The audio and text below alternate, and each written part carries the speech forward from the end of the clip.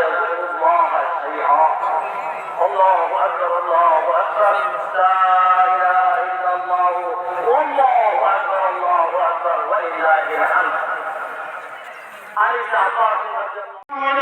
আমি প্রত্যেকে একত্রিত হয়েছি। আমি প্রায় 10জন সমাজ একত্ৰিতভাৱে যিখন ঈদগাহ ময়দানত আমি ঈদৰ নামাজ পঢ়িবলৈ সভাপতিজনে অনুৰোধ কৰিছে। প্ৰথমতে এনটিভিক ধন্যবাদ জ্ঞাপন কৰিছোঁ।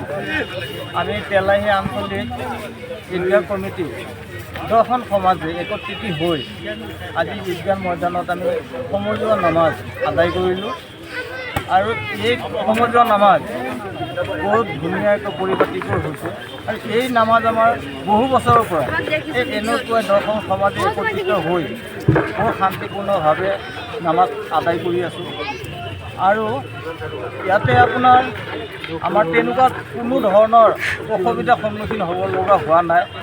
আল্লাই যাতে আৰু ভৱিষ্যতলৈ এনেকুৱা অসুবিধাৰ পৰা বা দূৰত ৰাখে সেই কামনা কৰিছোঁ। লগতে তেলাহী আঞ্চলিক ঈদগাহ তৰফৰ পৰা অসমবাসীলৈ ধৰ্ম বৰ্ণ নিৰ্বিশেষে সকলোকে শুভেচ্ছা জ্ঞাপন কৰিছোঁ।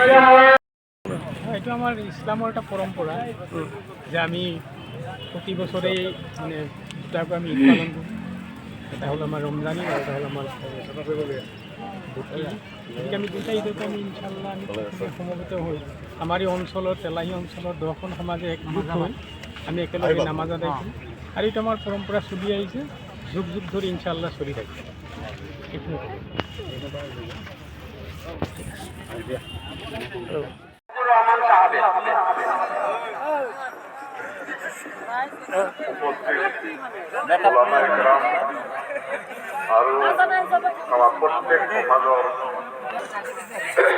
আসসালামু আলাইকুম ওয়া ৰাহমাতুল্লাহি ওয়া বাৰাকাতুহু।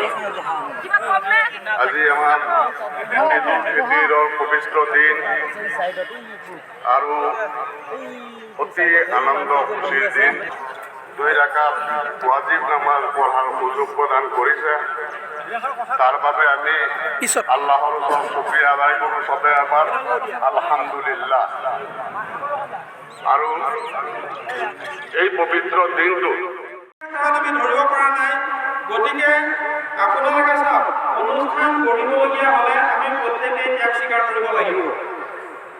এইখিনিতে কম, অনাগত দিনত আমাৰ মেহৰাবৰ কাম বাকী আছে। মেহৰাবৰ কাম সম্পূৰ্ণ হোৱাৰ পাছত আমাৰ ঈদগাহৰ ৰাস্তাৰ কাম আছে। পৰ্যায়ক্ৰমে আমাৰ ঈদগাহৰ সকলোবোৰ কাম সম্পূৰ্ণ হ'ব। শ্ৰদ্ধেয় ৰাইজ, গতিকে বৰ বেছি ময়দানত আমি প্ৰত্যেকে একত্ৰিত হৈছোঁ। আমি প্ৰায় 10জন সমাজ একত্ৰিতভাৱে যিখন ঈদগাহ ময়দানত আমি ঈদৰ নামাজ পঢ়িবলৈ সভাপতিজনে অনুৰোধ কৰিছে।